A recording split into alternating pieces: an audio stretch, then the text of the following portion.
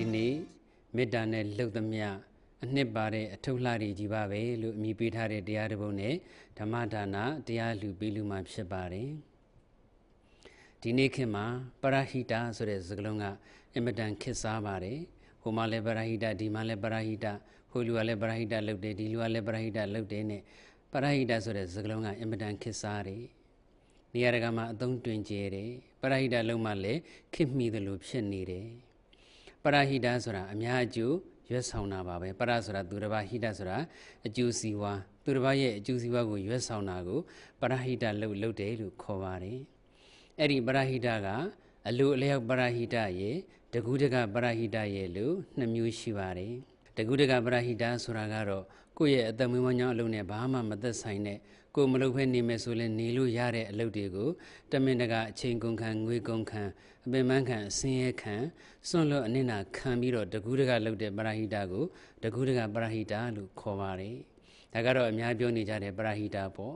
့လူမှုရေးနဲ့ပတ်သက်တဲ့ပရဟိတတွေလည်းရှိတယ်သာသနာရေးနဲ့ပတ်သက်တဲ့ပရဟိတတွေလည်းရှိတယ်ပညာရေးကျန်းမာရေးစီးပွားရေးအိမ်အောင်ရေးအခြေရေးစသည်အဖြစ်အရေးကိစ္စတွေအများကြီးရှိတာပေါ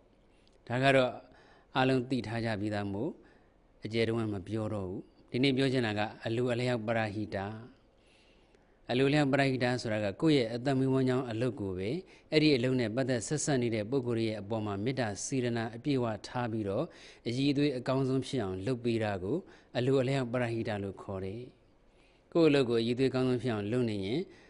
တစ်ဖက်သားရဲ့အကျိုးစီးပွားကိုအလိုအလျောက်ရွတ်ဆောင်ပြီးသားဖြစ်သွားတယ်ဇီရောက်တဲ့အလုပ်ကိုပဲနမူနာပြောကြည့်တာပေါ့ဇီရောက်တာကိုနမူနာပြောလိုက်ရင်ကျန်တဲ့အသက်မွေးဝမ်းကြောင်းအလုပ်တွေအကုန်လုံးလည်းနီးတူပါပဲဇီရောက်တဲ့အလုပ်လုပ်တယ်ကိုယ့်ရဲ့ရောင်းကုန်ပစ္စည်းကိုအည်သွေးအကောင်းဆုံးဖြစ်အောင်လုပ်ပြီးတော့ရောင်းနေဆိုရင်အလိုအလျောက်ပရဟိတဖြစ်သွားတာပဲအလိုအလျောက်အများကြီးရွတ်ဆောင်ပြီးသားဖြစ်သွားတာပဲရောင်းကုန်ပစ္စည်းကိုအည်သွေးကောင်းဆုံးဖြစ်အောင်လုပ်တဲ့ဆိုရင်ဒီမှာအည်သွေးက၄မျိုးရှိတာပေါ့အမျိုးအစားကလည်းအည်သွေးကောင်းရမယ်အတိုင်းအတာကလည်းအည်သွေးကောင်းရမယ်အကျိုးအမြတ်ကလည်းအည်သွေးကောင်းရမယ်အဆက်အဆံကလည်းအည်သွေးကောင်းရမယ်၄မျိုးအည်သွေးကောင်းရမှာပေါ့အမျိုးအစားအည်သွေးကောင်းတယ်ဆိုတာကကိုယ့်ရဲ့ရောင်းကုန်ပစ္စည်းဟာစစ်မှန်ရမယ်အတုမဟုတ်ရဘူးအယောအနှောတွေကင်းရမယ်ပေါ့အကျိုးအနိသင်ထက်မြက်ရမယ်ပေါ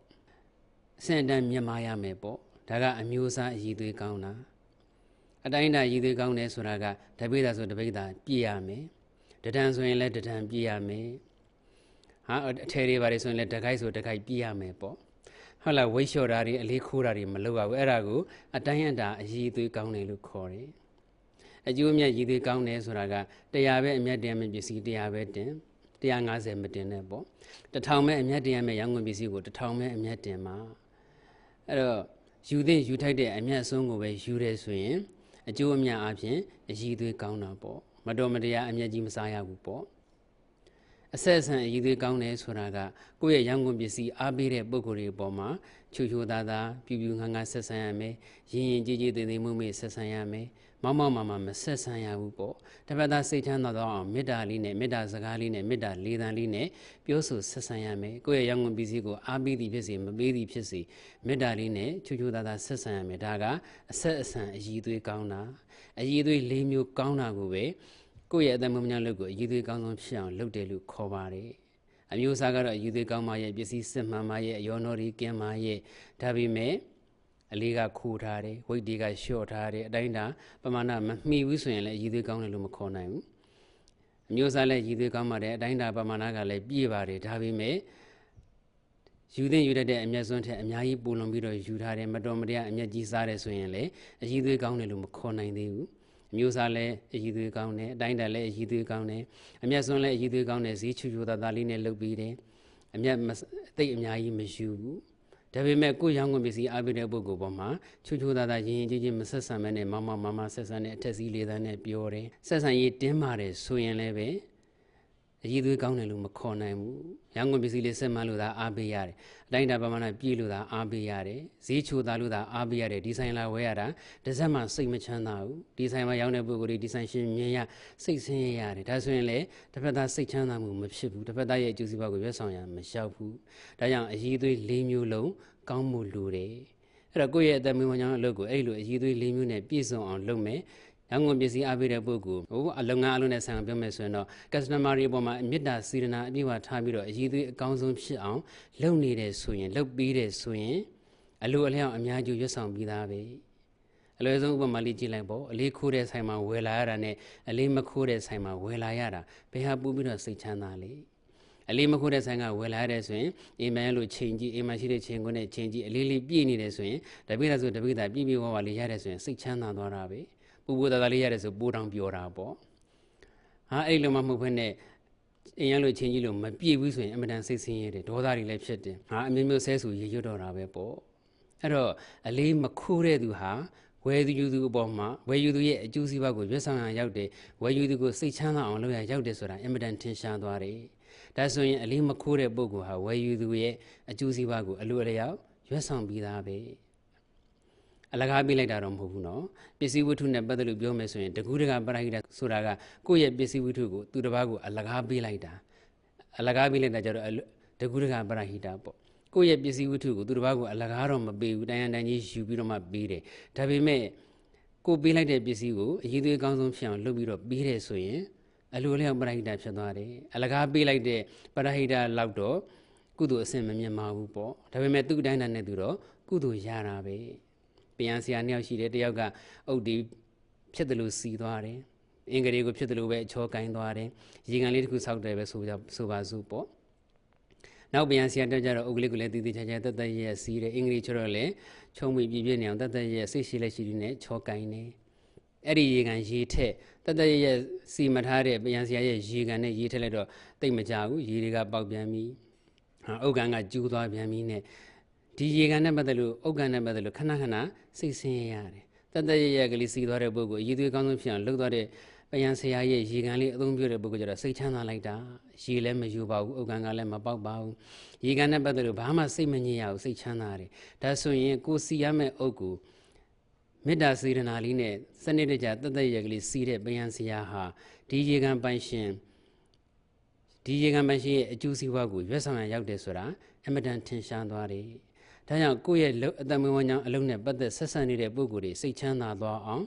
်အကျိုးတရားမြင်မှန်သွားအောင်မေတ္တာစေတနာအပြည့်အဝထားပြီးတော့အရေးသွေးအကောင်းဆုံးဖြစ်အောင်လုပ်နေတယ်ဆိုရင်ကိုယ့်ရဲ့အတ္တမဝဉ္ဇဉ်အလုပ်ကိုလုပ်နေရင်းနဲ့ကိုပဲအလိုအလျောက်ပရိဟိတလို့လုပ်ပြီးသားဖြစ်သွားတယ်ပစ္စည်းဝတ္ထုအလကားပေးတဲ့တခုတကပရိဟိတကိုမလုပ်နိုင်ရင်နေပါမလုပ်ချင်ရင်နေပါကိုယ့်ရဲ့အတ္တမဝဉ္ဇဉ်အလုပ်ကိုအရေးသွေးအကောင်းဆုံးဖြစ်အောင်မေတ္တာစေတနာထားပြီးတော့လုပ်တဲ့အလိုအလျောက်ပရိဟိတလေးတော့လူတိုင်းလုပ်တဲ့နဲ့လက်ဖက်ရောက်နေဆိုရင်ဆေးမဆိုးနဲ့ပေါ့ဟုတ်လားဆေးဆိုးတယ်ဆိုရင်အလိုလျောက်ပရိဟိတမဖြစ်တော့တချို့အသီးနှံစိုက်ပျိုးတဲ့ပုဂ္ဂိုလ်တွေကလည်းပေါ်ဦးပေါ်ပြားလေးခူးပြီးတော့ရောင်းမယ်ဆိုရင်ဈေးကောင်းရတယ်ဆိုပြီးတော့မရင်မှဲ့သေးတဲ့သစ်သီးတွေခူးဆွတ်ပြီးတော့ဓာတုဆေးရည်တွေထိုးဓာတုဆေးဝါးတွေပက်ဖြန်းပြီးတော့မြန်မြန်မှဲ့အောင်လုပ်ကြတယ်အသီးတွေပို့ပြီးတော့ချူအောင်ဆိုပြီးတော့ဓာတုဆေးရည်တွေထိုးကြတယ်ဓာတုဆေးရည်တွေဖြန်းရတယ်အဲ့ဒါစားသုံးသူအပေါ်မေတ္တာမရှိလို့ပေါ့တချို့ကလည်းကြက်ဥအတူတွေဆန်းအတူတွေလုပ်ကြတယ်အဲ့ဒါလည်းစားသုံးသူအပေါ်မေတ္တာမရှိလို့ပဲမေတ္တာမရှိတော့သီလပြတ်သွားတာပေါ့အဲ့တော့မေတ္တာနဲ့လုပ်သမျှအနှစ်ပါတဲ့အထုပ်လှတွေကြီးပါပဲလူတိုင်းနေ့စဉ်စီးပွားရှာနေကြတယ်ဆိုတာရွှေတို့ငွေတို့ရတနာတုတ်တွေထုတ်နေကြတာပေါ့ဥစ္စာတုတ်တွေထုတ်နေကြတာကိုထုတ်တဲ့အထုပ်ဟာအထုပ်လှလေးဖြစ်ရမယ်အနှစ်ပါတဲ့အထုပ်လှလေးဖြစ်ရမယ်ဒါနသီလဘာဝနာစတဲ့ကုသိုလ်အနှစ်ပါတဲ့အထုပ်လှလေးဖြစ်ရမယ်အဲ့ဒီလိုအနှစ်ပါတဲ့အထုပ်လှလေးဖြစ်ဖို့ဆိုရင်တော့မေတ္တာကအဓိကပဲမေတ္တာသာရှိရင်ကိုယ့်ရဲ့အလုပ်ကိုအရေးသွေးကောင်းဆုံးဖြစ်အောင်လုပ်တော်တာပဲလက်ဖက်မှာဆေးဆိုးတယ်ဆိုတာလက်ဖက်ဝယ်ယူတဲ့ပုဂ္ဂိုလ်တွေပေါ်မေတ္တာမထားတော့ပေါ့ဒီဆိုးစေးကြောင့်ဒီဓာတုဆိုးစေးတွေကြောင့်ကျမကြီးထိခိုက်ရင်ထိခိုက်ပါစေဆိုတဲ့စိတ်ထားမျိုးရှိလို့သာဆေးဆိုးတာပေါ့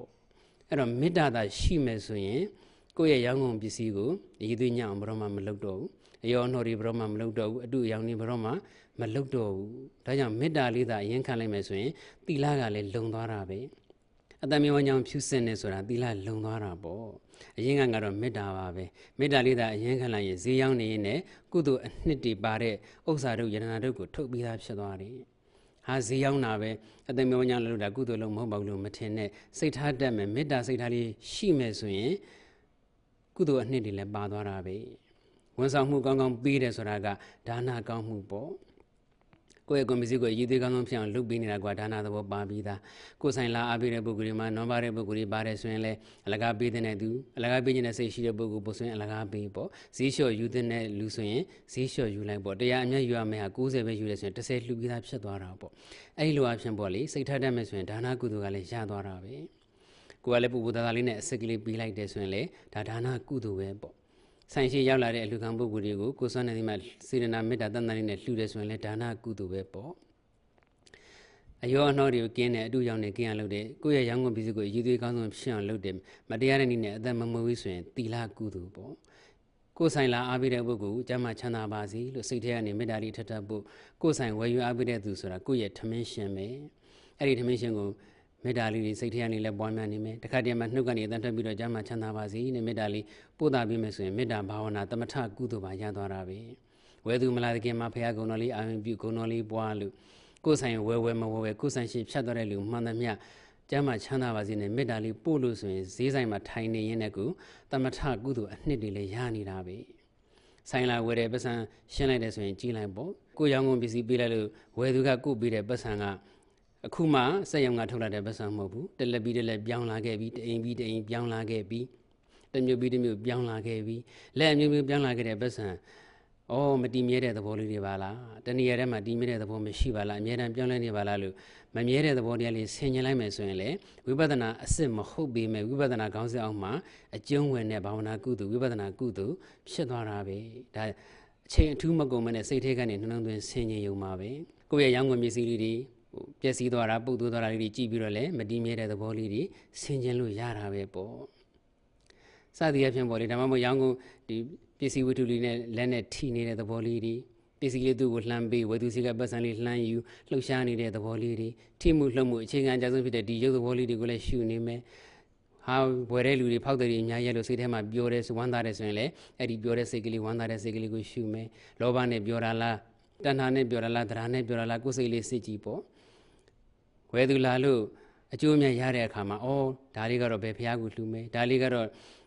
ဘယ်စာတင်တိုင်းမှာလှူမယ်ဒါလေးကတော့မိဘကိုကျေးဇူးဆက်မယ်စသည်အဖြစ်အမြတ်အစွန်းလေးတစ်ခုရတိုင်းဘသူကိုလှူမယ်ဘယ်ဝါကိုလှူမယ်ဘလောက်အချိုးကိုတော့လှူမယ်တမ်းမယ်ဆိုတဲ့စိတ်ကလေးအမြဲတမ်းမွေးနေမယ်ဆိုရင်လေ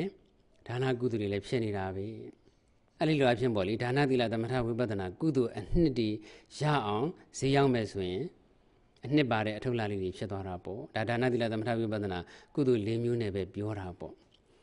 ့ပါရမီ7ပါးဆိုတဲ့အနှစ်တွေပါတဲ့အထုပ်လာလေးတွေဖြစ်အောင်လဲကြိုးစားကြရမှာပဲအဲ့တော့မေတ္တာလေးသာအခြေခံလိုက်မယ်ဆိုရင်ပါရမီ7ပါးအနှစ်တွေပါတဲ့ကုသိုလ်ပစ္စည်းဥစ္စာတုတ်တွေလည်းဖြစ်သွားနိုင်တာပဲဝန်ဆောင်မှုကောင်းကောင်းပေးတယ်ဆိုတာကဒါနပါရမီပေါ့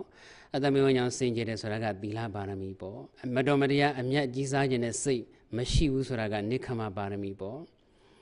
့အချိန်နဲ့ချင်းခါကိုနားလေတာရောင်းကုန်ပစ္စည်းရဲ့အကောင်းဆုံးအကြောင်းကျိုးတွေကိုသဘောပေါက်တာကြတော့ပညာပါရမီပေါ့